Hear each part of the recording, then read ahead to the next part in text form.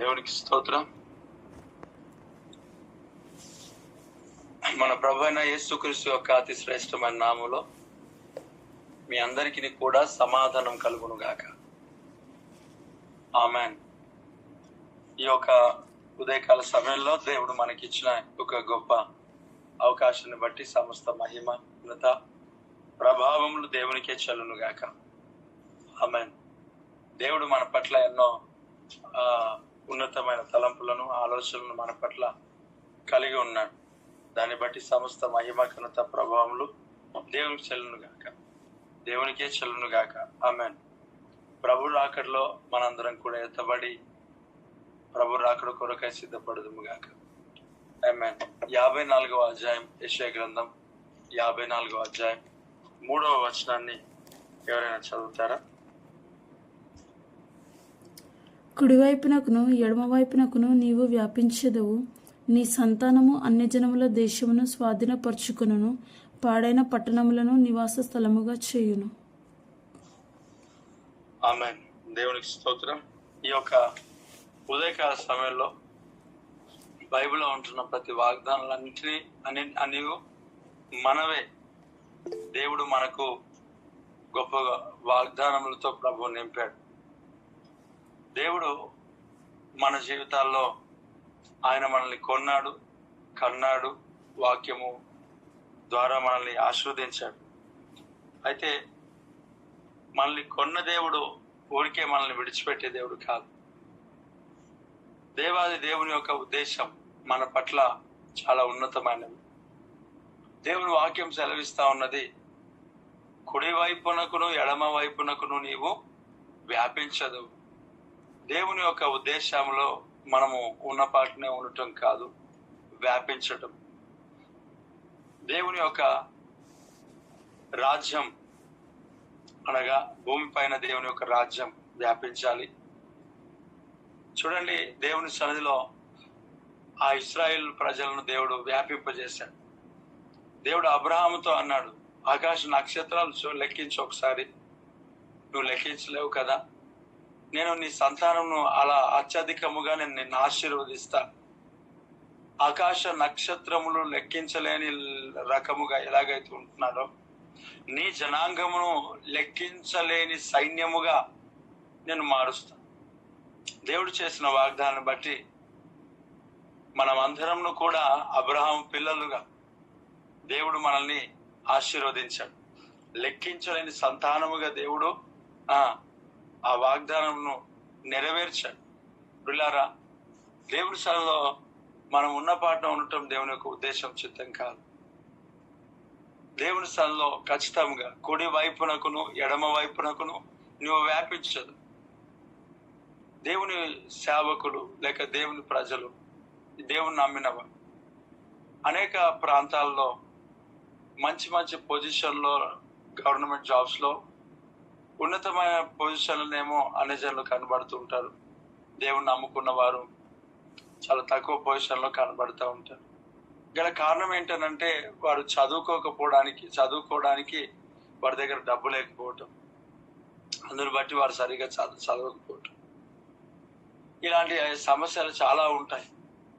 అయితే వీటన్నిటిలో కూడా ఈ యొక్క ఉదయకాల సమయంలో ఎంతమంది అయితే ఈ యొక్క గూగుల్ మీట్ లో జాయిన్ అయి ఉన్నారు, ఈ పర్వత ఉదయకాల ప్రార్థనలో ఎంతమంది అయితే జాయిన్ అయి ఉన్నారు, ఎలాంటి ఒత్తిడి, ఎలాంటి సమస్యలు, ఎలాంటి కష్టములను మనం ఎదుర్కొంటున్నప్పటికీ, ఎలాంటి స్థితిగతులు ఒకవేళ మీరు ఫేస్ చేస్తున్నా, దేవాది దేవుడి ఒక అద్భుతమైన వాగ్దానం ఏంటి అని అంటే, కుడి వైపునకును ఎడమ వైపునకును నీవు వ్యాపించదవు. దేవుడికి స్తోత్రం. దేవుడు నిన్ను వ్యాపించడానికి ఇష్టపడి ఉన్నాడు. ఒకటి, కుటుంబ పరముగా అనేక కుడి వైపునకు ఎడమ వైపునకు కుటుంబ పరముగా ఆశీర్వదింపబడటం. వ్యాపారం, రెండవది వ్యాపార పరముగా ఆశీర్వదింపబడటం, కుడి వైపునకును ఎడమ వైపునకు. అధికార పరముగా, ఆశీర్వాద పరముగా, పరిచర్య పరముగా, అన్నింటిలో దీనిలో అని కాదు, ప్రతి దానిలో కుడి వైపునకును ఎడమ వైపునకును నువ్వు వ్యాపించదు. Praise the lord. దేవుని వాగ్దానం నీ శ్రేష్టమైన మనకుంటుండగా ఈ వాగ్దానం ఎత్తిపట్టి ప్రార్థన చేసి నీవు అడుగులు ముందుకేసినట్లయితే గొప్ప దేవుడైన ఆ జీవాధిపతి అయిన యేసయ్య నీ జీవితంలో కుడి వైపునకును ఎడమ వైపునకును దేవుడు వ్యాపింపజేస్తాడు. ఆయన వ్యాపింపజేస్తాడు. వాగ్దానం ఇచ్చాడు అని అంటే వ్యాపింప చేయకుండా ఎందుకుంటాడు?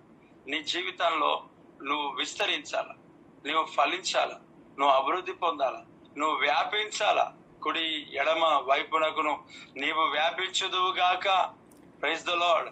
అది ఏ విషయంలో అయినప్పటికీ కూడా, పేరు ప్రఖ్యాతుల విషయంలో కూడా నీవు వ్యాపించుదువుగాక. Praise Jesus. దేవునికి మహిమ కలుగును గాక. దేశం యొక్క ఉన్నత స్థలంలో ఎక్కిస్తారని వాగ్దానం చేసిన దేవుడు కుడి ఎడమ వైపునకు వ్యాపింపచేయును గాక. Praise the Lord. ఖచ్చితంగా వ్యాపించాలి. ఉన్నత స్థితిలో ఉండడం దేవుని చిత్తం కాదు. దేవుని నామంలో నువ్వు వర్ధిల్లాల, నువ్వు వ్యాపింపబడాలా. దేవుని ప్రజలు మంచి మంచి జాబ్స్, మంచి మంచి వ్యాపారాల రంగాల్లో దేవుని ప్రజలను ఉంచాలి.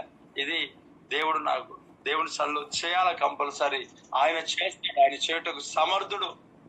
ఖచ్చితంగా దేవుడు గొప్ప కార్యాలు చేస్తాడు. వ్యాపించాల. దేవుని సేవ కొరకై, దేవుని ప్రజల కొరకై ఆల్రెడీ అనేక ప్రాంతాల్లో దేవుడు గొప్ప గొప్ప స్థానములలో తన ప్రజలను ఉంచాడు. ఇంకాను ఉన్నతమైన స్థితిలో దేవుడు ఏర్పాటు చేయనుగాక. దేవుడికి స్తోత్రం. చాలా సంవత్సరాల నుండి నేను ఈ ప్రార్థన చేస్తాను. ప్రభా, నీ ప్రజలు ఉన్నత స్థితిలో ఉండాలి. నీ ప్రజల ద్వారానే గొప్ప గొప్ప కార్యాలు జరగాలి. నిజంగా ప్రార్థన నేనే కాదు, చాలా మంది దైవజనులు చేస్తుంటారు. ఆ యొక్క ప్రార్థనలను దేవుడు ఫలింపజేస్తూ దేశములలో ఉన్నత స్థలములలో దేవుడు తన ప్రజలను ఎక్కిస్తూ నడిపిస్తా ఉన్నాడు. ఆయన నామాన్ని మహింపరచుకుంటున్నాడు.